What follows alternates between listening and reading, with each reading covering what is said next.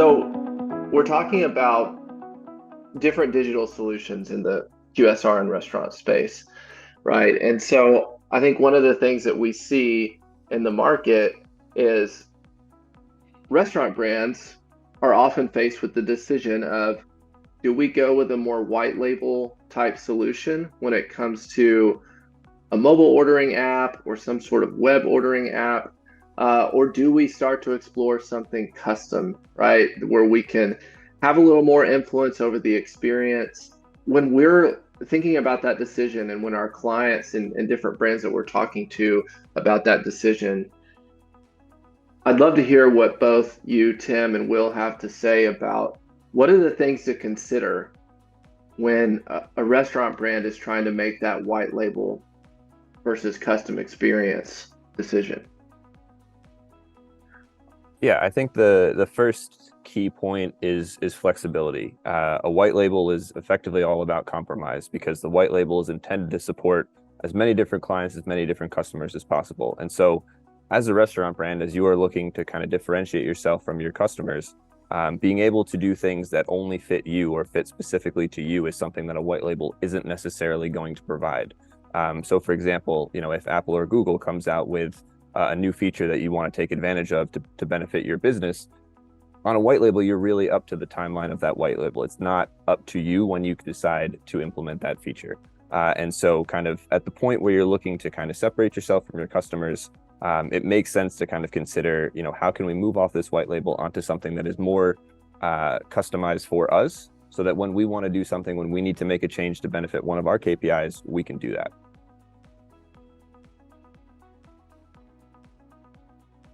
So maybe one other question for you, Will, as a senior engineer at Bottle Rocket, are there other technical considerations? Like you mentioned to the Yeah. flexibility point, but when it comes to um, technical considerations, what Yeah. else might exist on that Yes, decision? stability is another one to an extent. Like, the white label, generally the good ones are obviously going to be stable because they're battle tested. They've been used, in the market for a long period of time. But there's always going to be bugs. There has not been a piece of software that has shipped in the entire history of software that has been bug free.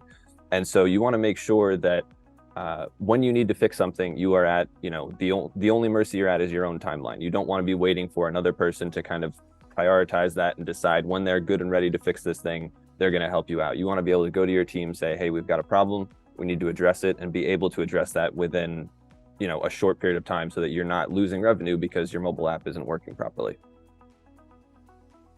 Yeah, that's a good point. I think we've seen that with different brands where if technical stability is not prioritized, you have users downloading a product or whether it's a web or a mobile product, and if it's not functional, you're immediately losing that prospective customer. Maybe they're going to a third-party delivery platform, or maybe they're coming straight to your store, but ultimately, like you're losing that ability to connect with that user on a first-party platform.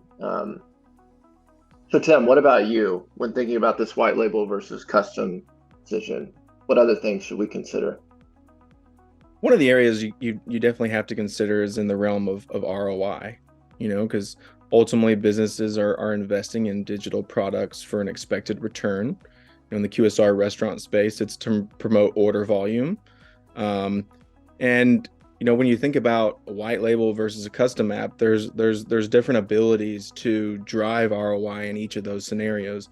If you're a restaurant brand that has between 100 and 300 units, like this is usually the size of the market that struggles to figure out if they should go white label or fully custom because of the ROI scenario. So can you generate enough revenue from the number of stores that you have to justify making an investment in a fully custom mobile application? So like that area right there is one that I consider, which is you can only get so much ROI out of a white label application because you're confined to the features and the functionality that they have available.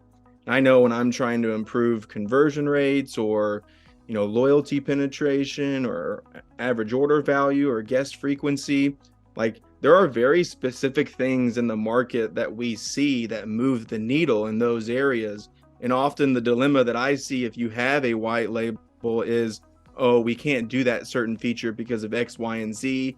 We can put that on our future roadmap, which might be 6 to 12 months out. One of the really common things that are popping up right now are app-only offers. So the ability to have a specific offer that is only redeemable from the mobile app if you're signed in as a loyalty user. This is something you're seeing in like McDonald's, for example. Every single one of their one of their special offers these days is something you have to go into the mobile app to get. This feature is really valuable for marketing teams to increase digital sales, penetration, uplift around a campaign. But this is a feature that white labels will struggle to put in place if you don't have the architecture with your loyalty platform to make that come to life. And there's lots of different scenarios where this pops up, where it's like, well, we can't do X, Y, and Z because of this limitation. That's the number one thing I think about from an ROI standpoint. And it manifests itself long term as you go farther and farther. These QSR restaurant apps are becoming more and more advanced. I look at this space as being one of the leaders setting trends in terms of different things that are done. So like if Apple or Google comes out with a new piece of functionality around like live tracking, for example, can your white label ingest that functionality and make it available? Usually it takes a long time, and so you miss a lot of opportunity for the first mover advantage. That's mainly where my mind goes there. Luke, I don't know, from a product perspective, what do you see? I think you guys touched on most of what I would also say. I mean, there are obviously, if you're moving from a real lack of digital presence, there could be situations where a white label sort of experience makes sense. But I do think what you said, Tim, is probably what I would also echo. So we've seen a lot of ability to affect key metrics that most restaurant brands are looking to affect by adjusting the experience, right? And so if you don't have the control to adjust the experience, then you just don't have as much control or the ability to affect those key metrics. And you named them, Tim: average order volume, conversion rates, frequency, right? What sort of repeat purchase rate can we influence? And so with a lot of the tools and tactics that we put in place, you just don't have that same ability with a white label sort of solution. So if we move on from the white label versus custom sort of conversation and decision point, if you let's say you are going down that custom route, and there's variations of the custom route, right? Like within the market, they're not all the same. But what might you be looking for? What would your guidance be when it comes to making a decision about a partner? Like, what are you looking for in a partner that can help you build out that custom experience? I think this all actually also wraps up into like the year that we're in and the environment from a market standpoint. Like, you hear a lot of people saying that like 2023 is the year of efficiency and optimization.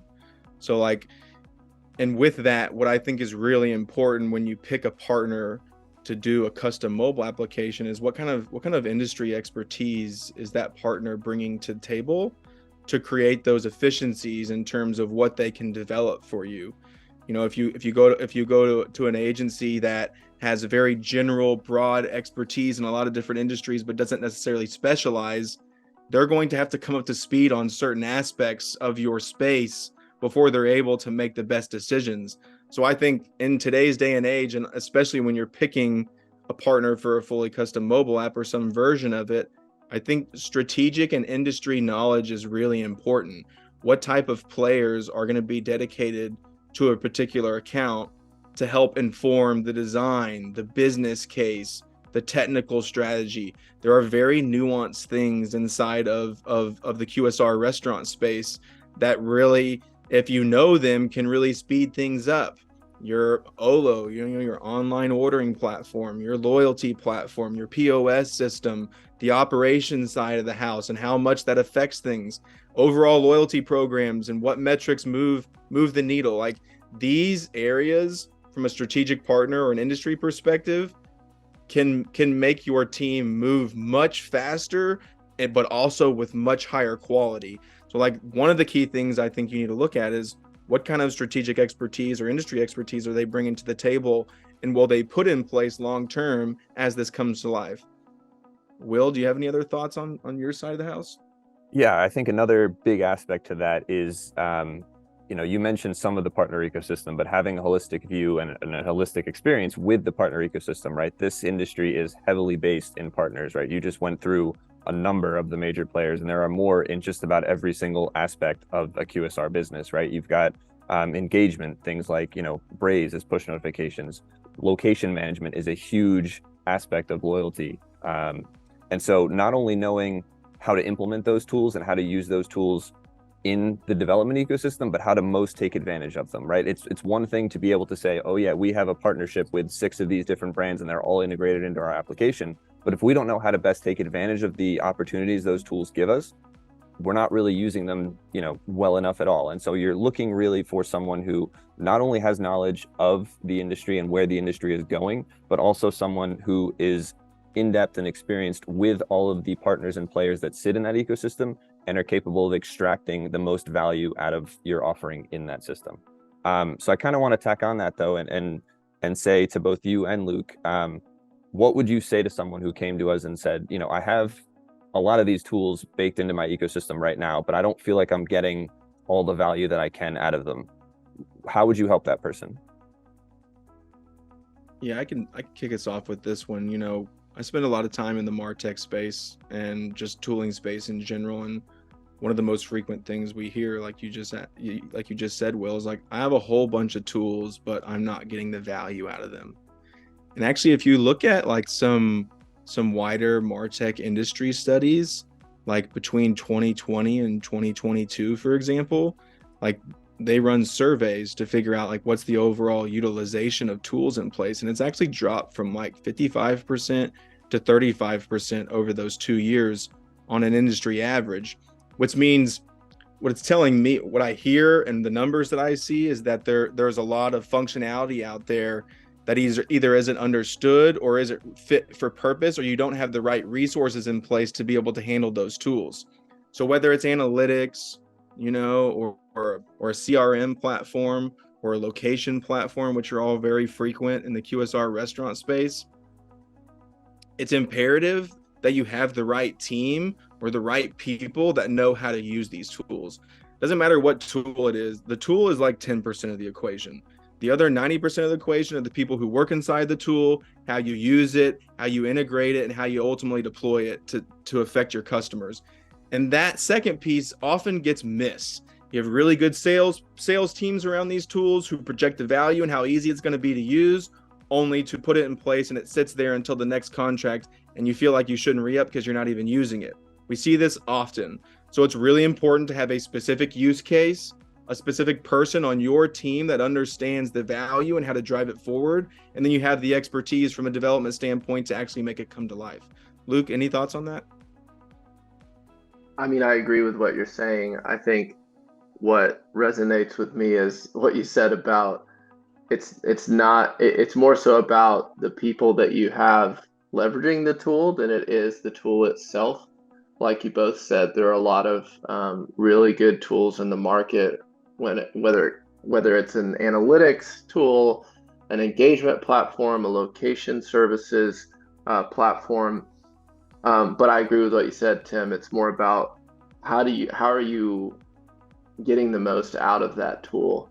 And I think one of the things specific to Bottle Rocket too that we've been able to do over the course of working through a lot of these different client engagements is put together playbooks in these different areas that really work well. So when it comes to engagement, I know we've done a lot of engagement analysis to just see what is that first 30-day series of engagement with a customer that's new to your brand really look like. And then from there, we take those findings into an experimentation framework that we can use to build a messaging strategy or an engagement strategy with a client that really fully leverages that MarTech stack that Tim was talking about. So I think what makes Bottle Rocket well equipped to become a strategic partner to fully leverage the tools and Restaurant Brands MarTech stack are those frameworks that we just have a lot of experience operating in, and the personnel obviously too that has a lot of experience operating those frameworks that allows us to hit the ground running, experiment quickly, see what sort of campaigns or engagement opportunities are resonating with customers, and then continue to proceed with those that are more valuable and more that drive more results, right? I mean, like, when you step back from this, like, the reason why we're talking about all this is because we feel like the way Bottle Rocket is going to market with their QSR and restaurant space is in a unique way that is responding to these challenges. You know, whether it's you're coming off a white label framework and you're looking to go into something fully custom, we've developed a light code base that allows for the development of a fully custom mobile application while also having efficiencies in terms of certain features that we know are going to be in place, so it doesn't take as long. When it comes to strategic partnership, the people on this call have worked with no less than 10 of the major restaurant and QSR brands that you see in the market. It's the space we play in each and every day. We can talk that same language. We know the metrics that move the needle. And when you speak with us, it's obvious. We're speaking your same language. We're going to be able to get into the details very quickly. And then finally, when it comes down to the MarTech space, like, we've seen every single one of these tools multiple different times that pop up in any kind of scenario around analytics, engagement, location, etc. We know all the players in the space. We have people who have used the tools. We have use cases that we know work, and we have dev teams that know how to implement them. So, like, when you're thinking about these spaces, we are also thinking about them and responding accordingly, because we know that these types of things are needed for certain brands to be able to move into a more advanced space. Go ahead, Will. Oh, sorry. Just to pick up kind of a Tim on what you started to mention is Ignite, right? Our digital accelerator in the QSR space. It's kind of a culmination of all of our experience, right? We have been in the QSR industry for 10 plus years now, and so we've tried to kind of package that up into something that from a development point of view we can take the big leap into custom, which is generally a lot of overhead, and reduce that and kind of give you as a brand a flexible foundation so that the experts that we have like Luke and Tim can go and then take advantage of the tools that you're using and take advantage of your newfound flexibility in the market. Yeah, I mean, I think I'm continuing to kind of summarize what you all are saying, but I do think when the question is asked about how Bottle Rocket helps to solve these problems that we've identified, I think it's summarized into all the buckets that we've kind of been addressing. Industry expertise, right? We have the experience of working with QSRs to casual dining brands across the spectrum on web and mobile, and we understand what's going to drive results. Another thing that Tim and Will talked about was familiarity with the MarTech stack, right? So out of all of these tools that are in the market, from engagement to location analytics, we've got experience with some of the best tools on the market, and we know how to fully leverage those tools. And then prioritization is another big thing, right?